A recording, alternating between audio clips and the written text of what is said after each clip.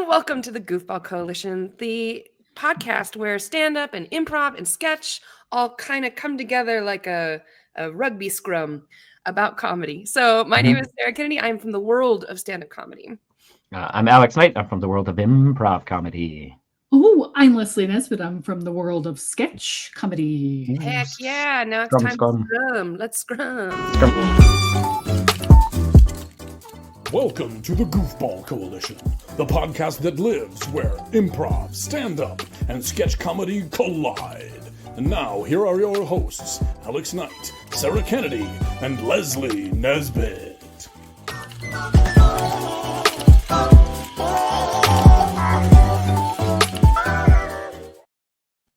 Didn't mean to cut off your scrum there, Alex. Sorry. No. I mean, it was just scrum. I can do it again. I just did it again. But I don't think you should cut that fumble. That was a good fumble. It was a very honest, loving fumble at the beginning. Yeah. If it's cut, they'll never know. If it's That's true. They'll know. Anyway, hey, today we're talking about getting the word out about shows and how do we advertise in this day and age. I mean, I remember when we first started doing improv at like Gorilla Tango, it was like the Weekly Alibi was like the thing, and like everyone in Albuquerque, that was our weekly newspaper thing. And I think it seemed like, at least in my social circles, like everyone read the Weekly Alibi. It had a great crossword. It had Dan Savage. It had sometimes for me as a young man, scary Dan Savage, very sexually explicit questions asked. Had great ads and stuff for like local things, great reviews of local theater and stuff like that. And now that's kind of gone. There's the paper. We have a thing called the paper now. That is maybe possibly getting better, but it's still pretty thin. And when it first started, it was just weed ads. Just ads for weed and stuff. I see it very rarely at places, so I don't know where to pick it up. And I think with the Weekly Alibi, it was just everywhere you were, there was that one. I have the very last Weekly Alibi. Get out! Does it say that it is, or did they? No, it doesn't say it at all. Because that's so sad. It's the one right before everything shut down for COVID. Gotcha. It even has ads for things that were supposed to happen on like St. Patrick's Day and all kinds of wild stuff. It's wild. And when they opened Anodyne back up after shutdown, they still had the rack. And they shouldn't have gotten rid of it. They should have kept it all dusty. Yeah. Please don't take these. Made a gel-filled table with the Weekly Alibi. That would have been cool. Did you must have won a Weekly Alibi best of, Sarah, best comedian. You must have had one or two. I had a couple. Sure. I got it one time after I moved to New York. I was like in New York, and they were like, "Hey," and I was all, "Okay, that's." I think my wife Lauren got one, and all the stand-ups were mad because they were like, "She's not a comedian. She's not like a stand-up comedian. She's a funny lady in town and stuff." So like whatever. But yeah, I think people were like, "She's not doing the work to get that." But yeah, I loved her. She was great. Yeah. Also, the thing about that is, it's all the readers of like Albuquerque the Magazine. Anybody can vote, and you have to vote for like every category, even if you're only going to go vote for your friend's florist or whatever. Yeah. And so Kelly used to work at Albuquerque the Magazine, and she can tell you like some people just fill the blank with whatever, and so they would for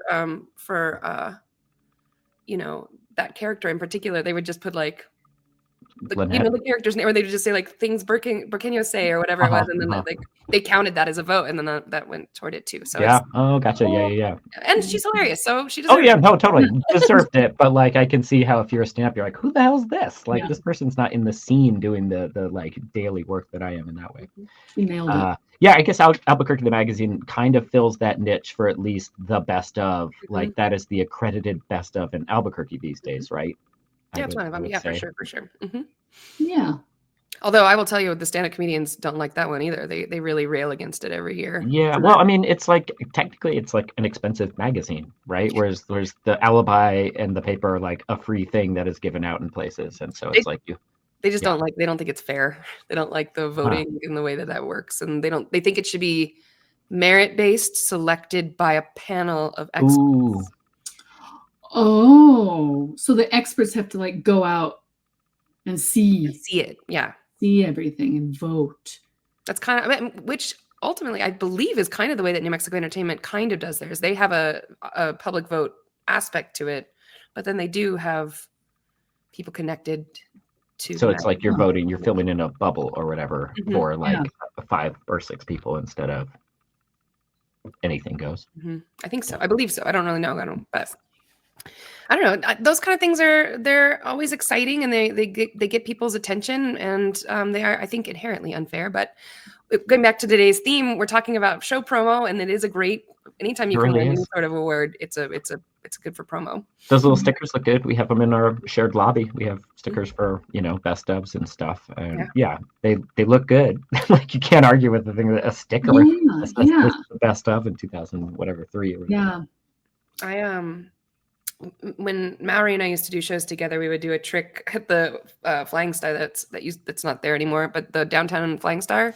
We would go and grab all the alibis out of their alibi spot, because that was like one of the biggest hubs for grabbing an alibi. And I printed through Vistaprint like a whole bunch of Post-it notes that just had information like every Friday and Saturday, or every Saturday come to see comedy. And we would open it up to the like what to do for the week page. And we would just put a Post-it note in there and like put it back. And it was color, like it was nice. And so it was like basically having a color standout ad and a 3D out even better ad. You just sit there for like 1 hour, just get them in there, put them back on the shelf, and then head out. That is amazing. That's so jealous. Of course, they probably need the funding. They probably to buy the ad space, but at the same time, I regret it because. And I would never do it to the paper. I don't do it to the paper. We bought ads for the paper for their Pride issue 2 years ago, and they hit us up for them every once in a while, and we don't have the money to do it right now. But we do. I don't know. We try to add stuff to their calendar and that stuff too. But do you know how your billboard turned out? Yes. Do you know if you got if it worked? The best part about that app, Cassie or whatever, is that it gives you real-time stats of how many people probably have seen your billboard, how long it showed, and all that kind of stuff. So I know it's been the 3 or 4 that we've done have always hit in like the 3,000 person range. Sure. And it's like, it's 8 seconds long, 3 times an hour or so. And so it's like, that's not too bad for that amount and for what we paid for it. So yeah, with all these things, it's so hard though to know exactly, unless you poll your audience and ask them like, how did you find out about us? Right. Whatever. It's really tough to know what works, but which I've been saying that I'm gonna do for the show, and I should really just do it. You were gonna make a survey for like the audience. I was gonna make a survey for the audience of the show and see where they came from. Who are you? They say that's like the best marketing research you can do, is just asking people at the door, like, how'd you find out about us? What brought you here today? Yeah, especially because it's not like I'm surprised, but I am surprised at whenever we ask in the beginning of the show who hasn't been here before. There's always like half. Yeah. There's a lot of people that's never, and I'm like, but how many people live in Albuquerque? Everyone should have seen it by now. But I don't know. It just surprises me. So I want to know. It feels like we've got a really good number on that. It's like half have never been there and half have. So it's like there's returning people for sure, and there's new people for sure. Because I think having just all of one or the other is probably, you're not doing something kind of right if it's just returning customers. It's interesting. You know what? I'll do it and in this week I'll make the survey. I have the questions. Well, thank you. Just got to do it. Yeah. Yeah. Maybe that's something Kelsey could add to her box office like paper, that one that has like all the comps and everything on it too. Like maybe it's just like the 5 most common ways people, and then she can just like tally next to it. Yeah. Little tally. But I think what we were talking about right before this started, and why we even want to do this episode, is the show specifically. We just got our 1,000th Instagram follower, which is great, but also pretty low. Just stupid UCB is 63,000. Whoa, 63% or 63 times better than us. But that seems like, going back to losing these papers and stuff, it seems like the main way to get stuff done is social media, which again bums me out that it's some company that we have to go through. But I guess even the alibi is some company we have to go through, but at least it's a local company. The paper is a local company. Right. And it's not just like an ad. Like with social media, you have to do like a funny post. You have to do maybe a little graphic. You have to do like a reel. You got to recreate it every time, something new and fresh, pretty much every time. You can't just like, an ad in the alibi. You could like buy an ad and just keep it in there the thing and run it for months and months or whatever. But social media is like work. I mean, how many jobs has social media created in that way, which I guess is a good thing, but yeah. And I just kind of, I mean, someone's doing one now, right? Yeah, you're doing it. I'm pretty thrilled about it. So. Yeah. I just kind of fell into it because I'm working with my buddy, and so I'm doing stuff for him in Chicago. So I don't know what I'm doing, but I'm having fun doing it. I mean, I think what's cool about that is, I guess, if you're working through like a paper or whatever, you have to be like a madman that has like a history of like, I have been an advertising person, but now social media does, like YouTube, we've talked about that before, how it's opened up this thing. You don't have to be a licensed ad person. You can be amazing at it, a genius at it. And all of a sudden you can do it from home and become, your full potential can be unlocked even without having to go through lots of hoops and stuff. Yeah. That's what they say. You could just you just hit at the right time and the right people see it and then it blows up and then. I just saw, this is maybe a tangent, but I just saw TikTok from the lady that did the very demure, very mindful. And she was like, I was putting up videos for 10 years. And I was working as a cashier at a gas station. And I went out to my car crying during lunch. And I made that video very demure, very mindful, and you know what I mean? Like, so she was like, so post the video. So, that's good. That's nice and motivating. Yeah. Is there still time to post? Like, I was putting out my watercolors and there was a little bit of a time that I was trying to be like pretty active about trying to be a social media creature with it. And it was like, there's times of days when it's like, now's the time to post a thing. I don't know. Is it mornings? Is it afternoons? Does that still exist? Like, are you guys aware of like when you're posting things? Yeah. So what's nice too about Instagram right now is that they'll show you when your followers are the most active and you can pick for yourself when is the best time to post for them. And that's nice. And then actually there's been so much unveiling by Instagram itself about like very explicitly saying like, this is what the algorithm wants. This is how it works. And this is your best bet at getting in front of people. And so I follow a couple people on YouTube who are just like heavy duty creators. And they just, the second they hear anything from Instagram, they just like share it with everybody else. So because that used to be more of a mystery, right? Yeah.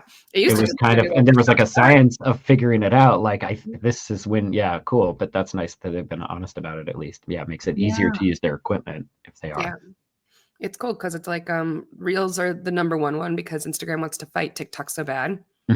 And then, but carousels are actually the next best thing you can do. So if you have a single image that you want to post as a post, they say just turn it into a carousel and set it to music. And then you have a better chance of it getting seen, because the best part about carousels is if somebody scrolls past it and they don't engage with it, the algorithm will show it to them again, but the next picture in the like series of the that happens to me. Yeah. What is a carousel? It's like multiple pictures. Like a series of pictures that you can scroll this way with. Okay. Go back to scrolling that way with it. Gotcha. Okay. Yeah. It's just with dots at the bottom. It's just like multiple pictures. Gotcha. Okay. And they're really pushing the music thing too. So if you can go and pick some music up, because I think they just, or maybe not just, but they have a new partnership with Spotify so that they've got all of the music. And so, but really what you should be doing is I know Spotify is a whole thing. I know, because it's like, oh great, you can support an artist, kind of. At least you're gonna be like, someone will be like, what's that song? And then they'll stream it, and that artist will get a fraction of a penny. Yeah, teeniest tiny, different thing. But what they really want you to do, and you can do this in your own. It doesn't really. I think you're supposed to find the trending audio, like what's being used on a bunch of reels. Ooh. Attach that music to it so that it gets shown to the same people, like all kinds of people who like that song. And then how do you find the trending audio? It's all such a mystery, man. For most people, they have like a section in your settings. I know it's hard with the dry heat one because we're like a professional account, but like they have a thing that's like inspiration or trending audio or whatever, and you can find like the top 10 songs that are being used on any given day. And then you can save it. And then when you go to make your reel next time, you can go to your saved music, grab it and just attach it to the reel and get going. Interesting. It's probably Pink Pony Club, right? Big time. Lots of that. Yeah, it's used a lot. There's a lot of instrumentals that get used, like just like some chill lo-fi stuff. What you're saying is not Poison's Nothing But a Good Time. That would have worked a few decades ago. It would have been because that's a pretty great song. And it came up. It was like number 5 on its on the thing suggested to me. It's a great song, and it got shown to people who really like Poison, if they've been using it, like true. There's nothing wrong with that, and any music's better than no music, they say, for now. But that's the thing about this stuff is it changes. I can't watch a YouTube from even 6 months ago about tips or stuff because it's like 6 months ago the algorithm was different, and now there's different things I have to do to like appease it. And every day I'm just like, I wake up and I go, what does the algorithm need? I must feed the algorithm, and it's a crazy. It's like chasing a dragon. Oh my gosh. This might be a stupid question, but I'm sure other people would have it. There's different algorithms like for each social media, right? There is not like a God algorithm that they are all kind of leaning into in some way. Each one is its own ecosystem that has found its path. Well, yes and no. They each have one that has its own, you have to treat it like its own entity. But because of the way TikTok works, TikTok isn't, it's good to have followers on TikTok just because it's a good metric, but TikTok is actually content based. So if you happen to really like makeup tutorials or whatever, and you just see them a bunch, then TikTok learns that about you and sends you more makeup tutorials, regardless of who you're really following. Although if you follow people who do makeup tutorials, it knows that sooner. Yeah. And so this is like, that was like a very new thing in social media because everybody else was just like, who are they following? That's the content we show them is who they're following. Now it's like, it knows you better than you even think you know yourself because it knows what you watch and like. And so it gives you more of it. But that's part of the reason why it's so possible to go viral without a lot of followers right now, because as long as you are just very clearly saying like, this content is meant for these kind of people, show it to these people, it does without them following you, which is very interesting. And Instagram is copying that. Twitter is about to really start copying that, even though they kind of already do. And just everything is kind of shifting toward that, which is cool for comedians and cool for what we do, because I think what we do is, I don't know, inherently interesting and worth watching. So it's pretty valid content. I would argue. Yeah, definitely. Yeah. You called it Twitter. I did. Most people do, right? Yeah. No, most people just call it Twitter still. Yeah.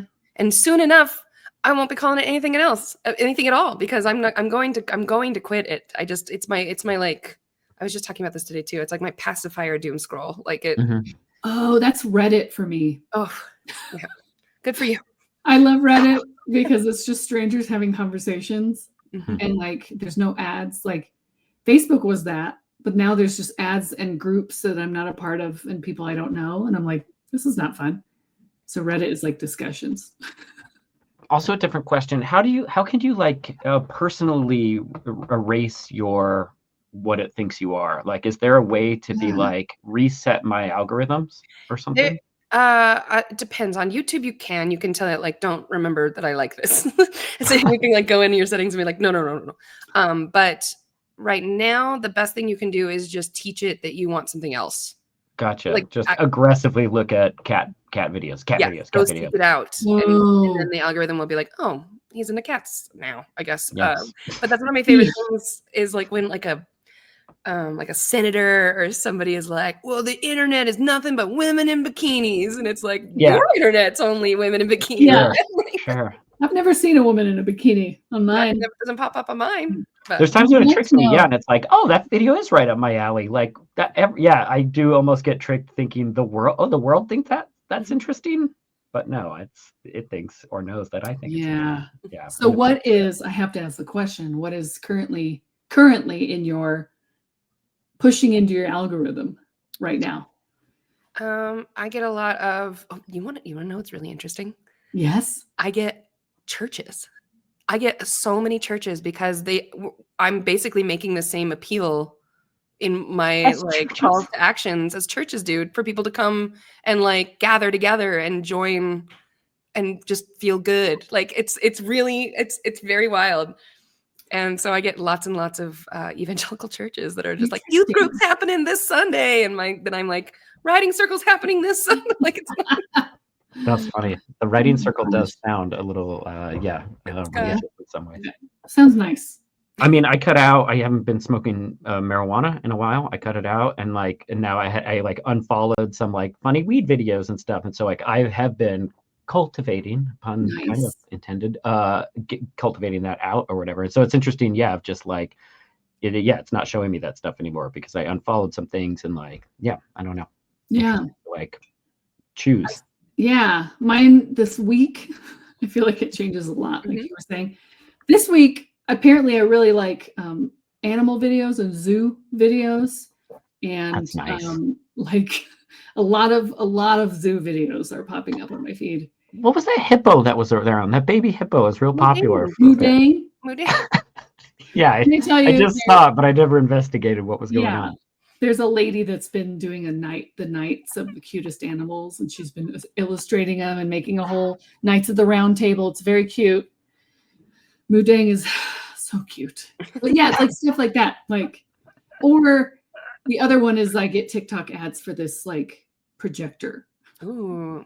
Yeah. And I'm like, I'm not buying anything from the store. Don't get me into that. It's funny how one search can kind of screw you. I was buying some dice for a role-playing game I'm playing, and now I'm getting a lot of dice content. Don't you want this dice? Look at these dice. I'm like, I got enough dice now. Yep. I had an ad for something that goes really well with role-playing games. It was like scented stuff. Like, and so like while you're playing your game, if you're the dungeon master, you just kind of like turn on like there's fire, and then it smells like smoke, and then you go, like stinky fish market. Yeah, exactly. You're in the bog, and so then it smells like mud. I don't know. So like it just kind of rotates through, and you can like make it a different. That's pretty fun. Pretty into it. Yeah. It's a mystery, and like what I've learned from this talk today is that it's ever changing, and you're always constantly trying to catch up. Well, and I guess that's why you literally hire someone and pay them money so they can be abreast of what's actually happening and or whatever. Because a normal person trying to run a restaurant, like you probably can't do both. Probably too much work. So you mentioned it, Leslie, a little bit before we started recording, but like how do you guys use social media for the show? Like how do you split it up, or what's that about? Well, Phil Dutet, part of the show. He is doing the scheduling, and with that job came the social media. Like manager, so, he's managing. Yeah. So I think I got a part of it because he asked me to make some sort of video, and I told him, I was like, oh, I have a pro Canva account, so I can make any videos for you. And he was like, do you want to split up social media? Like, do you want to help? And I'm like, I'll do it on Wednesdays. Yeah, sure. So because I'm trying to get better at it. I'm trying to learn it. So like that's part of my thing. So that's kind of how we're doing it. There's not really like a plan, I don't think. I want personally to make the social media more personable, so people can come in and be like, oh my God, I saw that. They're my favorite on social media or something. I don't know. Yeah. Because right now it's mostly we'll take photos of the show, like dynamic photos or whatever. Clapping at Bruce. And stuff like that, and then post those up. But yeah, there's definitely an opportunity as an improv comedy group to have some really engaging content on there in some way. Yeah. But, it's a lot. UCB has been killing it because now that they got the new location open up in New York City again, they've been posting a lot of. You should just follow them and watch what they just copy everything they do. But like they've gotten really nice cameras in their new location too. So like if they capture something, it's really easy for them to like get it. And you guys have cameras in the box too. You can record the whole show and then chunk it up for parts if you wanted to. Yeah, I think we did have that idea. And then, oh my gosh, Kristen Berg, the owner of the theater, was also saying that they have some AI software that like will know how to cut through our improv show and find the good parts. Yes, I have that. I'll use that for this podcast. What? It's called Opus, and it Is also this the best part right now. The best part right now, big, loud. The best part must be right now. I wonder how it tracks it. But I use it to caption our podcast, and it also puts it into the right style. Wow. And then it tells me which ones it has the best bet of going, like catching people's attention. Probably when we all scream and raise our arms, we'll find out. I gotta what she thinks. I gotta pick your brain. Gotta pick your brain more, Sarah. I've got a really good book. I'll bring you a book this weekend that you can read that is like really breaks it down. It's almost like a textbook about it. So a book? If it's always changing, how can a book keep up? It came out 3 months ago, and so it's still very recent. So okay, cool. Good. Yeah. That's why. Yeah. Oh man. Okay. What about flyers? Do you still do flyers? We do. I think we're gonna start doing a little flyer push once a month and just put it in bars and some coffee shops and stuff. We and I also talked with Kristen and Doug about doing rack cards. We're gonna do like one side is dry heat and one side is the box. And we'll put them in hotels and stuff. Yeah. But I like printed stuff, especially around here, because the people who live downtown happen to be out and about, and they kind of plan their night as the night's happening. And so I think that they're a perfect audience to see a flyer and then make a decision based on it. So we always put them up at 5:05. We have an evergreen one that's over at Bar Uno. Mm-hmm. I wish if I lived closer to it, we would always have it over at Sidetrack because they have a really great bulletin board over there, but I just never get over there. So, those are the ones that have the most people at that stuff. So yeah, well, those are our people, and even down to like geographically, those are our people. Yeah, bar, coffee shop people in downtown are people that will come downtown and see us. Right. So, God, this is enlightening. I love this stuff. I'm like very obsessed with it right now. So I'm really happy that we're doing this episode about this. And then if you looked at our social media, you'd have no idea because it looks like I'm just doing whatever. But I will say, out of the 3,000 followers that we have for the Dry Heat account, they are all organic. I have not purchased on a single one, and I cannot say that for some of the other clubs that I know of. So it's important. UCB. I'm pretty sure there's organic too. Probably that makes sense. There's gotta be some robots there. But do not buy followers ever because it messes with your engagement rate, and then it looks like you make crappy content. Yeah. Interesting. So I guess just a pull away, if someone has made it through to this part of the episode and you are like maybe a new improv group, an indie team, or maybe a new stand-up on your own or a sketch group. I don't know. What are the tips of starting your social media presence?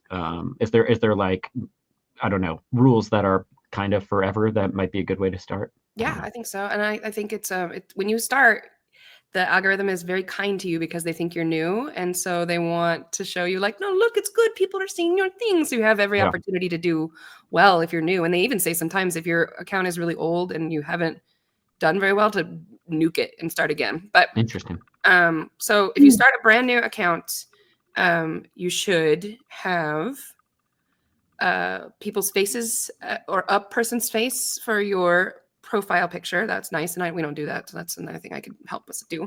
Yeah, that makes, sorry to interrupt, but yeah, like when I think about just like a logo or something, it's like lame. I don't know why my brain doesn't love it.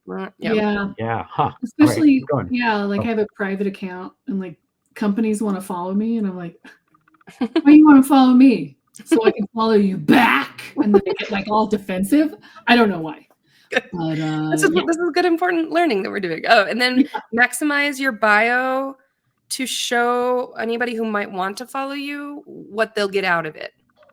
So like that's another reason why it'd be super cool if you guys did chunk up improv shows and put like scenes on the thing, because people would watch it and laugh. They would come to your page to watch and laugh. And then they'll maximize your link in bio too, but we can do a whole separate one for that. Then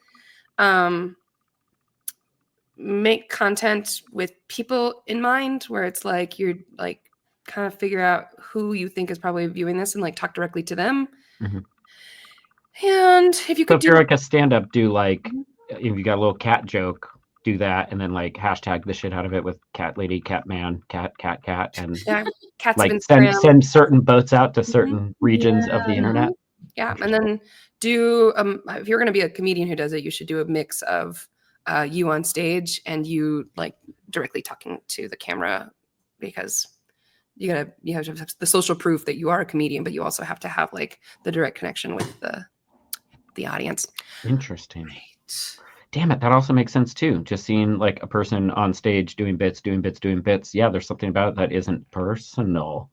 It feels, I don't know, but I'm not welcome in. I'm like, I am in the audience, and that is so interesting that you say that. These all make sense in a really weird way. There is like still, even with all the algorithm and math, there is still like this, there's like a humanity aspect to social media. I don't know, success. Yeah, for sure. And if you be strategic with your pinned posts, because they're up at the very top and everybody will now see what you want them to see up at the top. So ours is a picture of Mark Maron, just so we can be like a social proof again, like he came by. But then our second one is our flyers for our open mics. So if people, it stops people from needing to ask that question. And then it's, if you could, and what I'm saving up to do once I have the capacity is I want to do a video that is like, this is what it's like at Dry Heat. And I'm like talking directly to people, like we do them every single week. And then we have that also be a pin post up at the top so people can like get a rundown of what it is we do and what to expect like from the get-go, but I just never have the capacity to make it. Yeah. So this is like exciting and overwhelming. Sure. Leslie, we should maybe like hang out some days at Comedy Corner and just like make stuff together, because I'll hold the camera for you if you'll hold the camera for me, and we can just get stuff done in the space. So get it done. So I don't know. And so does that answer your question, Alex? I think so. Yeah. I think that's great, because I think what we're talking about is for anywhere on the spectrum of where you are in terms of your group. But like, that's really helpful for like a starting person, I think. Don't fuck up your beginning. It's you've got a lot of opportunity at the start, it sounds like. Cool. Anything else about advertising? I could talk about it for hours, but we got to move on. Yeah, we must. I get it. To the next act. All right, here we go. Here we go. Hello. Hi. When does this come out? We've got that one about guests. We could put it up whenever, or I could put up 2 today if we plug the stand-up show that you and I are both in next Friday. Yeah, that's Friday the 22nd. 22nd. You can see both Sarah and I on stage together, not against each other. That would have been fun and dangerous. But we're going to be in Matthew Bloodsmith's debate. Bloodsmith's debate show. Yeah, that's very exciting. It's called You're Wrong, but it's spelled YOURRONG. Perfect. And it's a debate show, and it's not about who's right. It's about who's the least wrong. Oh, lovely. Yes. I was an astronaut last time. Why was an astronaut? It was space versus time, and I was space. And I was just a simple country astronaut, so I had suspenders and like just the helmet. But I lost my simple country astronaut. That's fantastic. We've got our shows every Friday and Saturday, 8:00. Check out some improv if you want to. We've got our jam. Oh, it might be a little off this month, actually. It's on Thanksgiving. Thanksgiving. Don't show up. Right. It's earlier, and there was something listed. I can't remember what date it was. Well, there you go. Come to the December. No, that's also good. It's also weird. We'll see you in the new year at the jam. It'll definitely be back on. If you're out there listening to this and you've never tried any of these 3 art forms, what a New Year's resolution for you. What an opportunity. Just jump in and make your life better. And the new side of 2025. You guys have the writing circle, but do you guys offer classes? We don't do classes. But there's a long-standing opinion in stand-up comedy that comedy classes are bullshit scams. Yeah, and so anytime I used to do it for Blackout, and I used to work really, really hard to make sure people knew, like, I'm not an expert. I'm a facilitator. Yeah, there's no way that you can promise anything from this. Yeah. But I've got, because of the writing circle, I've got so many different like 20-minute little lessons and I would say the writing circle it's like a free class for sure. Yeah. I think those, with stand-up, I think that kind of thing is good, or a class, or for people beginning, because they need to find their voice. Like, you need to find, what do I believe in to make it funny? Yeah, and it's nice just to put pen to paper for a couple minutes. Like, everybody's running around, and usually if you think of a joke, you put it in your phone or that kind of stuff. But to actually sit and like long form, get it out, it's fun. Yeah, I like it. Yeah, cool. Anything else going on? Just the usual. Awesome. We've got our show December 7th. Yes, December 7th. It's at 9:30 in Dry Heat. We're going to do it in Dry Heat this time, but I think it's going to be amazing. We're going to stand up, improv, and sketch all in one show. That's a triple decker. It's great. the trifecta. Yeah. The Scrum. Yeah, the Triforce. You get to see the Scrum live. Cool. Thank you all so much for listening. We love you all. Get home safe. Goodbye.